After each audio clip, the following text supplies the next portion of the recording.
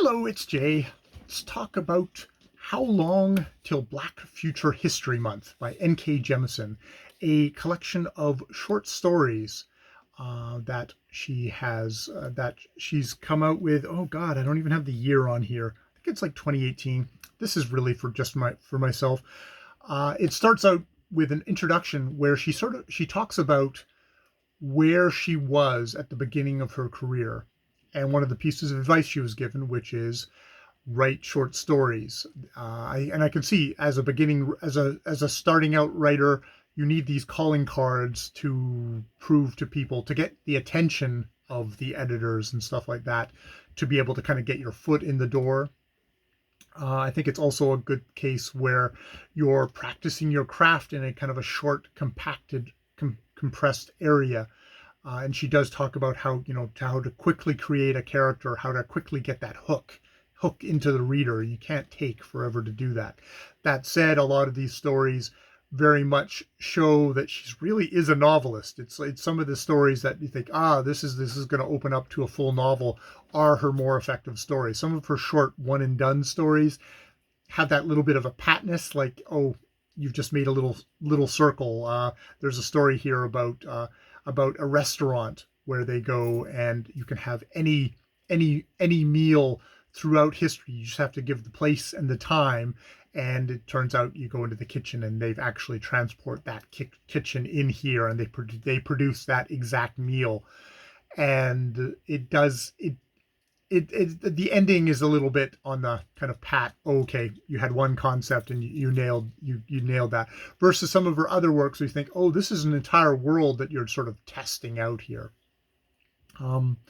She makes the point that when she came into the science fiction field, a black woman was not particularly that welcome. All the dominant voices were white, were male, were American. She is American, but sort of acknowledging that was also one of the things that has it opened up. I don't know if it's still how much that is that open, and how much of it still is quite dominated by Americans and Brits.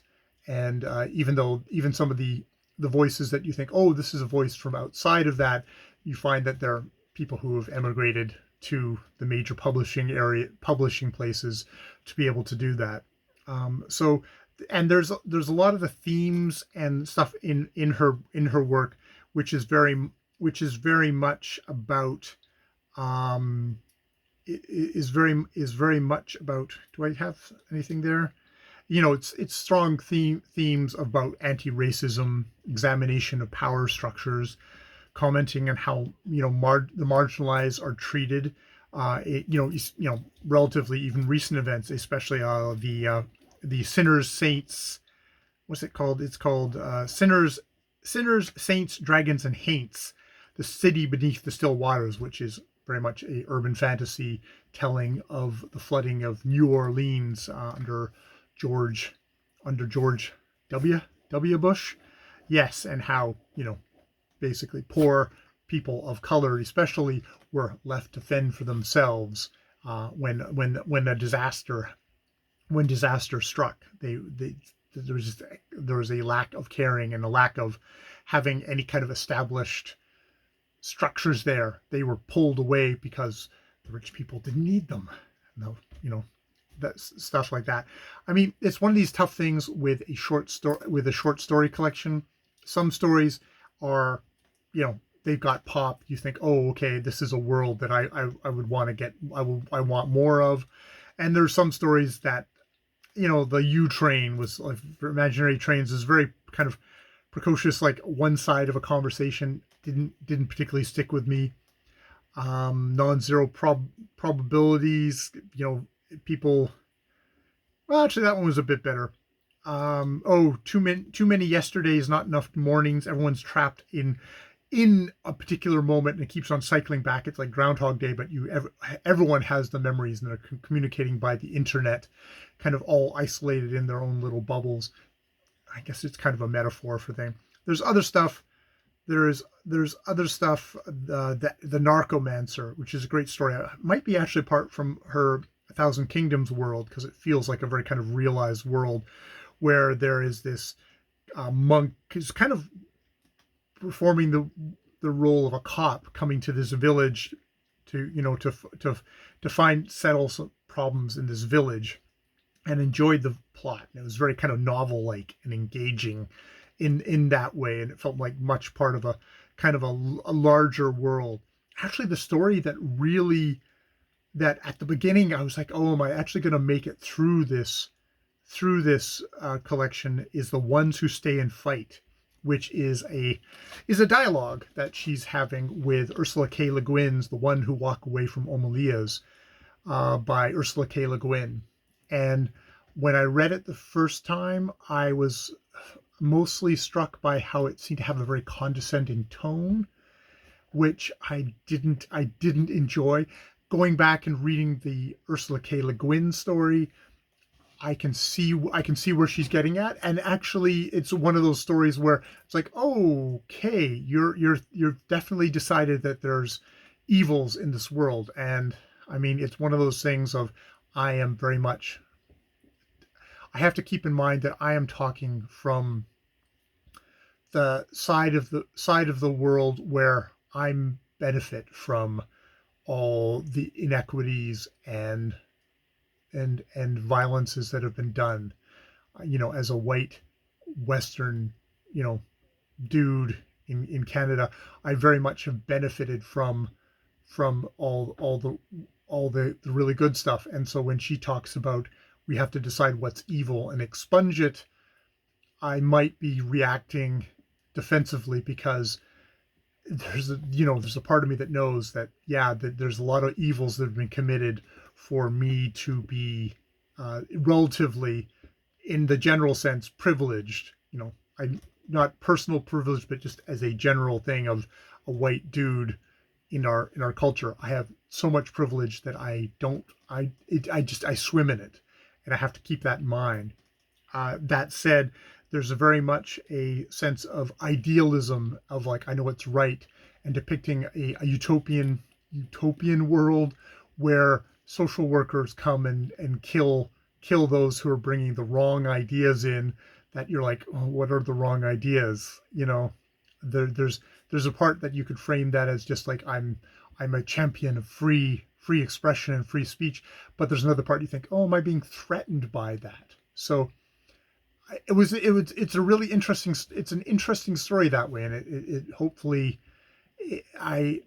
my initial kind of rejection of it and like almost wanting to put the book down was interesting enough to me that I kept on going with it, and I made a point of going back to the Ursula K. Le Guin story, which I think is the best thing you can say about something. It's like, oh, you're in dialogue with this, and you've kind of sunk your hooks into me enough that I like, oh, okay, I better go back and read what you're in dialogue with. If it actually makes you do that, I think that's a sign of a quite, that's some rhetorical power there that you have.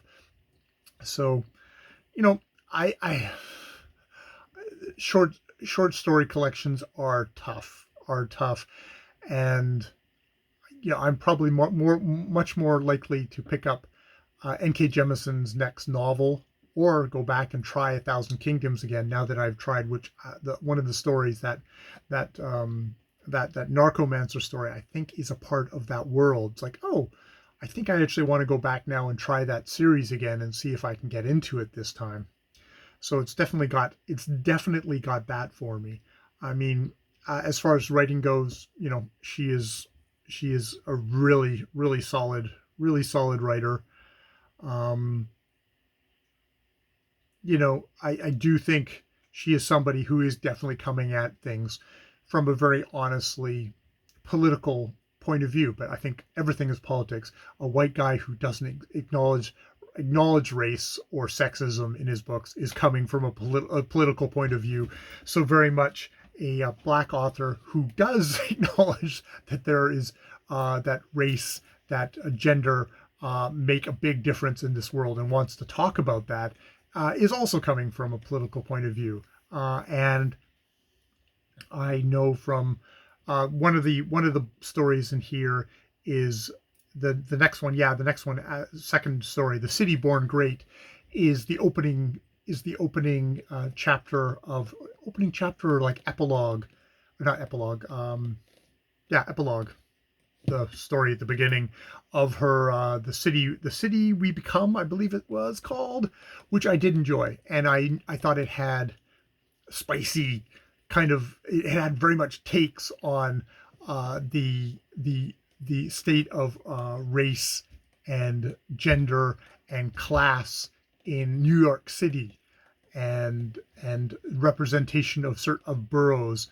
and how that all interacted, and how the place of the police in that kind of a system, very much coming from a Black Lives Matter kind of standpoint of police as enforcers of a peace, but a peace not for people of color, but a peace for white people in power, or the white people who are, even if they're not in power, are the ones who are benefiting from how things are structured. So yeah, I can take that. Not everyone is going to be able to take that or likes that in their fiction. I think I enjoy it.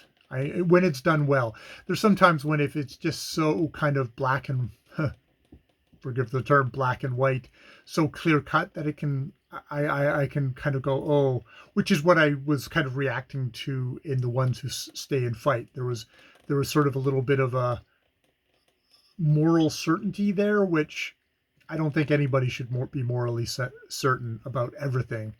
I mean, racism is bad. Yeah, that's something that we can all agree on. But there's how we should be as human beings has a lot of variations, and I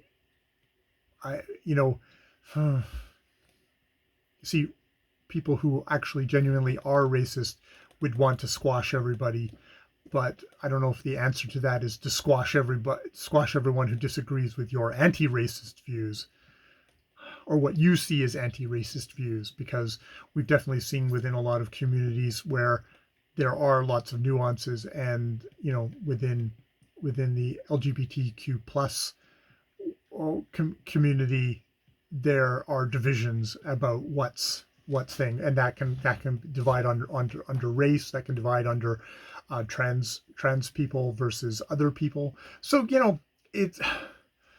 it's complicated. So anyone who's got a sure answer about anything that is so complicated is, and maybe that's not what N.K. Jemisin is going for, and I'm just reading that in there because I've only read the story once or twice now.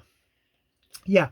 All right. I have now nattered on about this collection for a good bit. I'm not releasing this. This is just for my own for my own head to get this out.